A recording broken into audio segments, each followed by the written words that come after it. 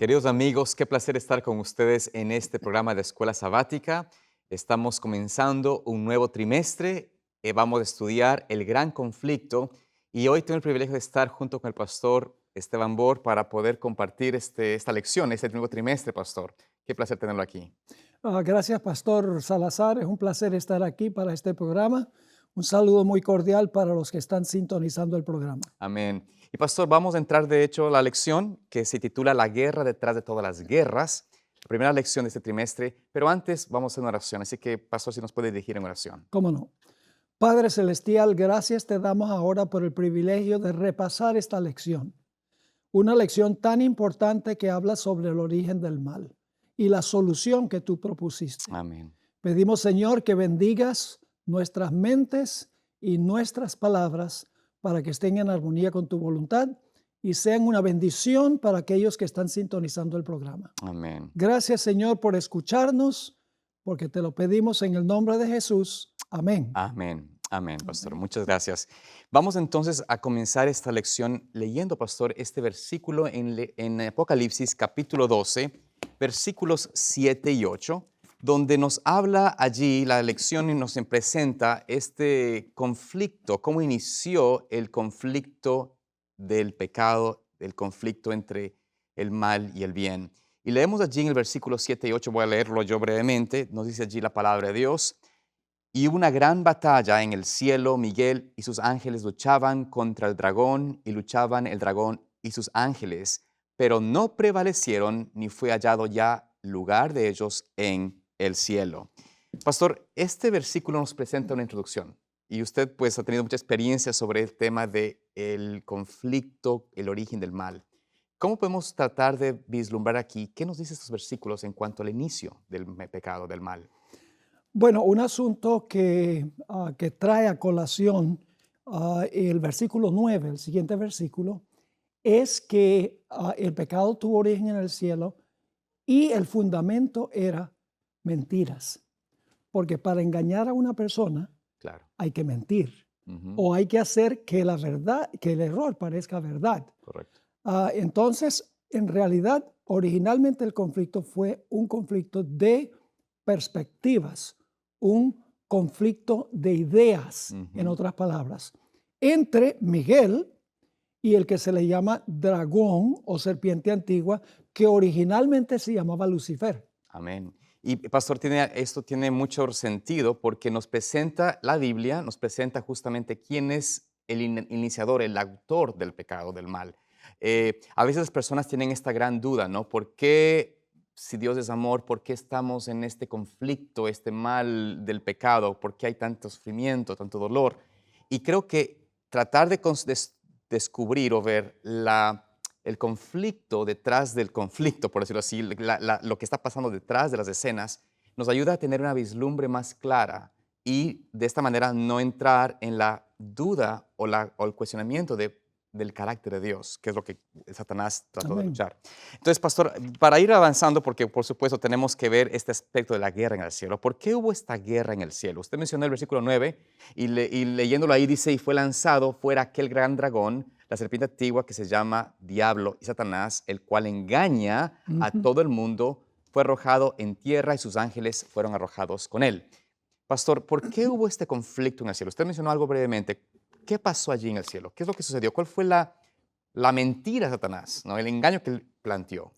Bueno, en realidad uno tiene que ir a Ezequiel 28 Claro. y luego Isaías 14, Ujú. donde nos dice que en realidad el origen del mal tuvo que ver con el orgullo o un alto concepto propio que tenía Lucifer. Mm, En realidad, sabemos por el espíritu de profecía que Lucifer sintió celos de Jesús porque el Padre favorecía a Jesús. claro. Y últimamente eso lo llevó a un punto sin retorno. Ujú. En realidad, el propósito de Lucifer en el cielo era hacer quedar mal a Dios. En otras palabras, manchar el carácter de Dios, hacer que los ángeles pensaran que Dios no es amor, Claro. sino que Dios es un tirano. Ujú. Y luego, cuando introdujo el pecado en el mundo, Claro. hizo lo mismo, Mm, porque le dijo a Eva, Dios es mentiroso, ustedes no van a morir, ustedes van a ser como Él. Así que el origen del mal tiene que ver con el deseo de orgullo propio, celos y el deseo de manchar el carácter de Dios. Pastor, usted mencionó algo muy, muy prudente y sabio, por supuesto. Satanás tuvo celos de Cristo. Y esto es, de hecho, voy a leer una pequeña frase aquí de la historia de la redención, la página 14, donde menciona allí la sierva del Señor, dice, Lucifer estaba envidioso y tenía celos de Jesucristo. No obstante, cuando todos los ángeles se inclinaron ante él para reconocer su supremacía, gran autoridad y derecho de gobernar, se inclinó con ellos, pero su corazón estaba lleno de envidia y odio. Había sido sumamente exaltado, pero eso no despertó en él ni gratitud ni alabanzas a su Creador. Aspiraba a llegar a la altura de Dios mismo. Entonces, por supuesto, este es el conflicto, usted mencionó esto, es el celo de Satanás, la envidia, y también algo interesante que menciona allí es que no tenía ni gratitud a Dios, con todo lo que él había dado. Como usted menciona en Isaías, en Ezequiel, cuando hablan de Lucifer, fue un perfecto, acabado en hermosura, fue vestido de toda piedra preciosa, dice la palabra de Dios, o sea, era hermoso el ángel Lucifer. Y a pesar de todo esto, creó en él, inició en él algo que no se puede explicar en realidad, ¿no? No. Es el misterio de la iniquidad. Exacto. Sin embargo, la Biblia sí nos dice que fue él que inició la rebelión. Y lo interesante es que Dios lo colocó en una posición extraordinaria. Claro. Era un querubín cubridor. Estaba al lado del trono de Dios. Cristo, claro, estaba más alto que él, Claro. pero en autoridad seguía a Lucifer. Y sin embargo, él quería algo más. Él quería ascender al nivel de Dios. Entender los conceptos de la creación, etc. Ahora, como Satanás fue expulsado, bueno, pero antes de ir a esa parte, la lección en el día lunes nos menciona que Lucifer engañó, pero el engaño de Lucifer, como hablábamos y leímos en Apocalipsis 12, engañó a ángeles en el cielo, a ángeles que no habían sido, ¿cómo se dice la palabra? No habían sido creados con ninguna deficiencia, eran perfectos, pero engañó a ellos para crear o que ellos crean el error y se llevó a una gran parte del cielo, de los ángeles del cielo. Se nos dice justamente en Apocalipsis que arrastró con su cola la tercera parte de las estrellas del cielo. Entonces, pastor, ¿cómo cree usted que el espíritu de engaño, o cómo nos dice la palabra, el versículo 4 aquí, ¿no es cierto?, de que arrastró esta tercera parte de las estrellas del cielo, ¿cómo fue que él fue tan exitoso en el engaño? ¿Qué es lo que él hizo para llevarles a los ángeles a creerle?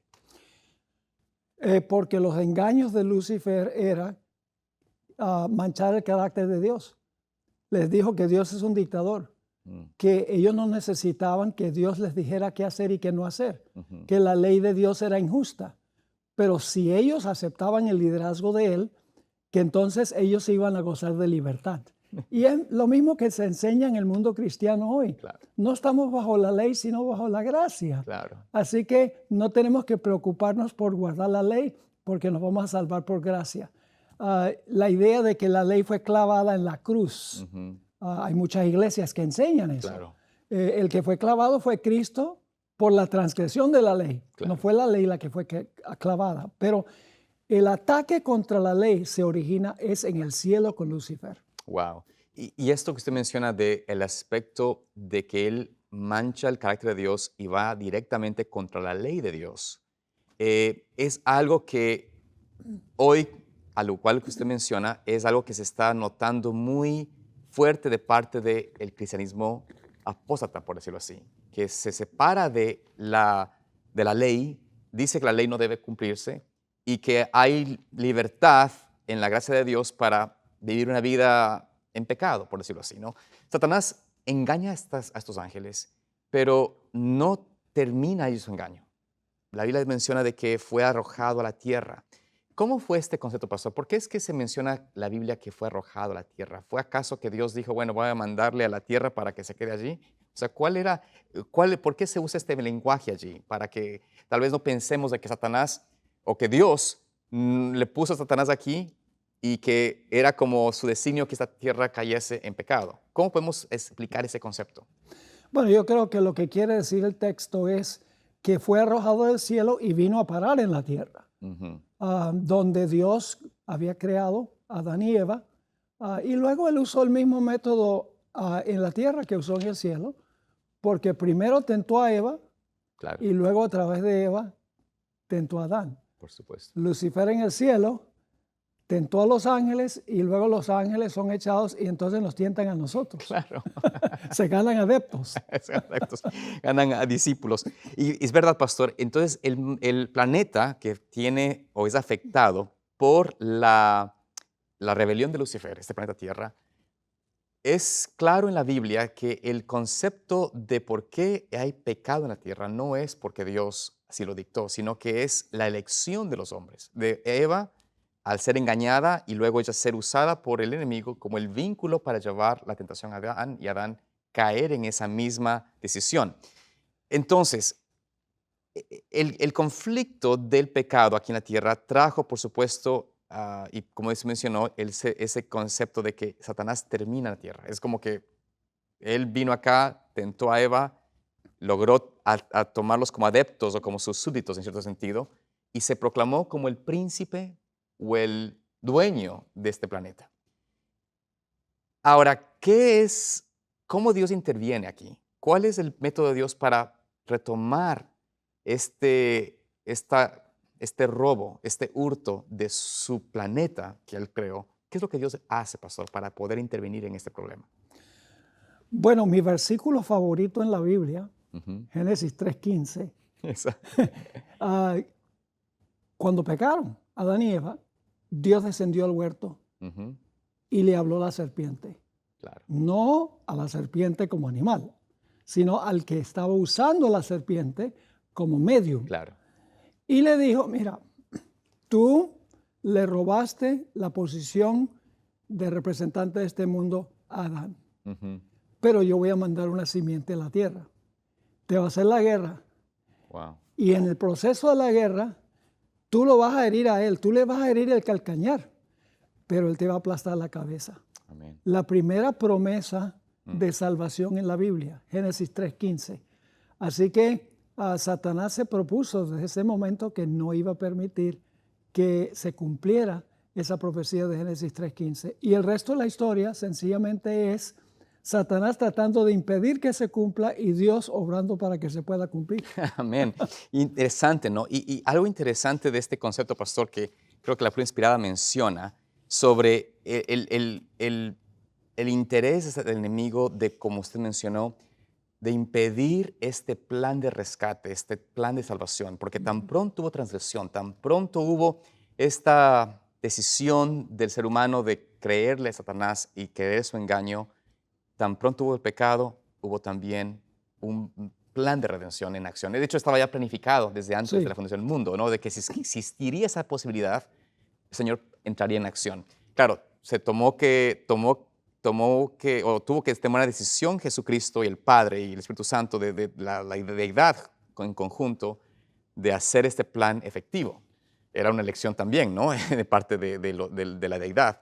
Pero, ¿qué podríamos decir, pastor, en cuanto a la idea de que se presenta en la Biblia, ¿no? ¿Qué es lo que requería en Cristo poder ser como la simiente? O sea, o ser esa simiente. ¿Qué significaba esto? Porque hoy en día mucho se habla de que Jesucristo es, bueno, es nuestro Salvador y todo esto, nadie duda de esto, pero se habla mucho como que Él vino con una simiente no como la nuestra, no como esta simiente que tenemos. Y creo que es importante hablar de ese punto brevemente, pastor. bueno, Jesús vino, según el espíritu de profecía y también la Biblia, con nuestra naturaleza pecaminosa. Ujú. Tener una naturaleza pecaminosa no es pecado. Es cuando cedemos al jalón de la naturaleza pecaminosa Claro, que llegamos a ser pecadores. La Biblia define el pecado como transgresión de la ley, no un estado, sino acción. correcto. Entonces, ¿qué tenía que hacer Jesús cuando vino a esta tierra? Tenía que hacer dos cosas. Ujú. Número uno, en su batalla con Satanás tenía que vivir una vida absolutamente perfecta Mm, para que su vida justa sí, por medio del arrepentimiento y la confesión del pecado, pudiera ser acreditada al pecador arrepentido. Ujú. Si no había una vida perfecta Claro. que pudiera acreditar, estamos perdidos. Pero tenía que ser otra cosa. Y es que tenía que pagar la deuda que nosotros tenemos. No Ujú. solo vivir una vida justa para poder justificarnos, sino que tenía que pagar la deuda del pecado. Y por eso murió en la cruz. Es decir, Jesús vino con dos motivos. Claro. Vivir una vida perfecta y pagar la deuda de pecado que tienen los pecadores. Por esto yo creo que es importante, ¿no? Cómo el Señor presenta, bueno, y voy a leer este versículo que se encuentra en lección, como usted menciona, el capítulo 2 de Hebreos, versículo 9, un versículo muy especial, donde menciona allí que cuando Jesús vino, bueno, voy a leerlo, dice, pero sabemos a Jesús coronado de gloria y de honra, el cual fue hecho un poco menor que los ángeles por el padecimiento de su muerte, para que por la gracia de Dios gustase la muerte por todos.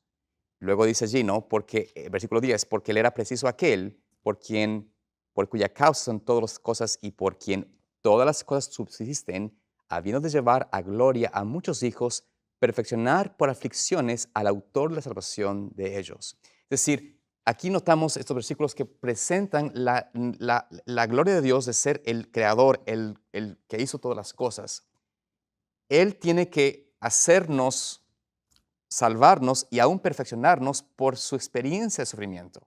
Entonces, esa experiencia de sufrimiento tiene que ser una realidad y una experiencia que tanto yo como todos los seres humanos podemos alcanzar, podemos también participar como Cristo lo hizo. Si fuera para Cristo tener una naturaleza diferente a la nuestra, si venía con otra ventaja que no es alcanzable para nosotros, entonces su ejemplo, su perfeccionamiento en nosotros sería imposible hacer.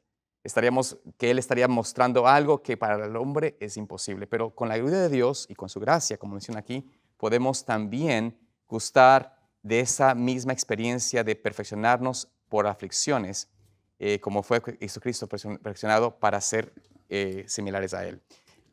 Pastor, viendo este punto, ¿qué podemos decir en cuanto al concepto de cómo Dios abre el camino al hombre para alcanzar esta posibilidad de salvarse, de salir de esa vida de pecado? Bueno, hay otro pasaje en el libro de Hebreos, Sí. capítulo 2, versículo 14. Dice, así que por cuanto los hijos participaron de carne y sangre, Ujú.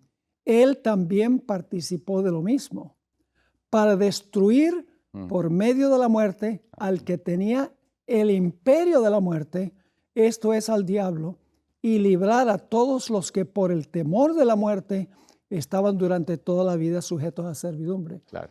Es interesante que Dios destruye la muerte con la muerte.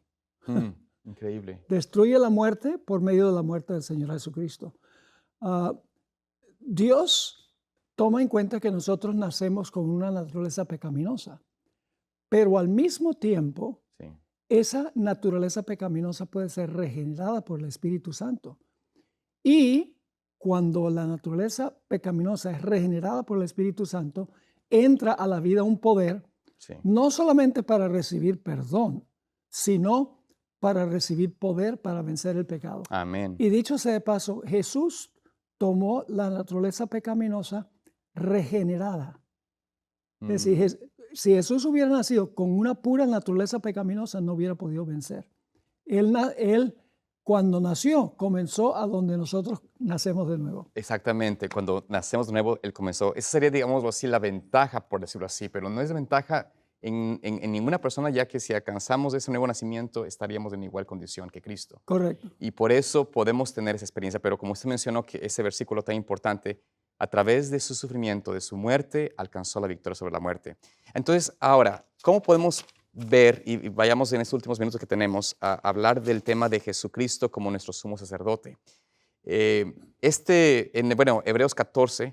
Hebreos 4, versículo 15, nos presenta aquí, ¿no es cierto?, esta hermosa experiencia de invitación de la palabra de Dios para nosotros acercarnos a este sumo sacerdote, a este hermano nuestro, a quien conoce nuestros padecimientos, experimentó nuestra carne, nuestra naturaleza, y entiende, y dice allí el versículo 14 y 15, ¿no? Perdón, versículo 15, 16 del capítulo 4, porque no tenemos un sumo sacerdote que no pueda compadecerse de nuestras flaquezas, sino uno que fue tentado en todo según nuestra semejanza, pero sin pecado. Y Amén. termina diciendo, acerquémonos pues confiadamente al trono de gracia para alcanzar misericordia y hallar gracia para el oportuno socorro. Ujú. Pastor, ¿qué podemos decir sobre estos versículos a las personas, pues a los hermanos que estamos a veces en esta experiencia y decimos, Señor, no puedo vencer, no parece que no avanzo, que aunque trato, no lo logro? ¿Cómo estos versículos nos ayudan a tener esta experiencia de vencimiento, de victoria que queremos tener? Bueno, a veces vienen los jóvenes y me preguntan, pastor, ¿cómo puedo yo vencer el pecado? Ujú, Y la primera pregunta que yo les hago es, ¿qué estás viendo y qué estás escuchando? ujú, ¿Dónde está tu enfoque?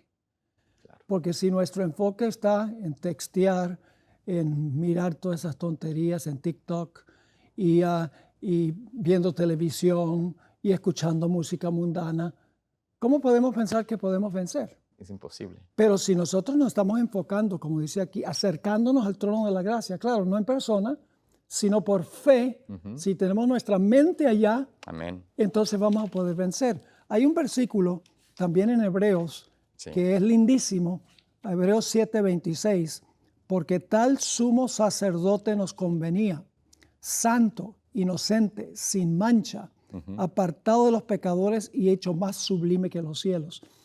Es decir, Jesús nos representa ante el Padre mm, con su perfecta justicia. claro. Si por la gracia de Dios nos arrepentimos, confesamos nuestros pecados, confiamos en la vida y la muerte de Jesús, Ujú, Jesús toma su justicia y nos la pone a nuestra cuenta. Dios nos mira como si nunca hubiéramos pecado, claro.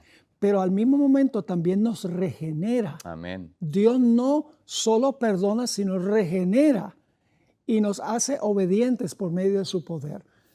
Justificación y santificación. Pastor, y estas son las verdades que el Señor quiere, bueno, desde el mismo inicio, ¿no es cierto? En la promesa que usted menciona en Génesis 3:15, la promesa de que de la simiente aplastaría la cabeza, Cristo, por supuesto, destruye a Satanás. También esa promesa se extiende a la simiente de toda la raza humana que confía en Cristo y también, por la gracia de Cristo, obrando en nuestro favor, podemos tener esa victoria de vencer el pecado, de aplastar la cabeza del enemigo. Creo que es importante que nosotros, justamente al estudiar esta lección, la historia del gran conflicto, no perdamos nunca el enfoque de que la victoria a través de Cristo es una posibilidad real, es una realidad en fe y que, como usted menciona, si hacemos ese acercamiento, tendremos la oportuna victoria, el socorro, como dice allí, el oportuno socorro a la tentación, Ajá. ¿no? ¿Sabe? Lo interesante es que traigas a colación que nosotros podemos aplastar la cabeza de Satanás.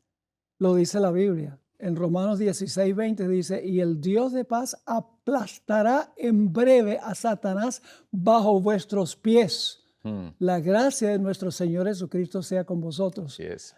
Cuando nosotros vivimos una vida consecuente con Jesús, Amén. estamos aplastando la cabeza de Satanás, porque Satanás nos acusa Claro.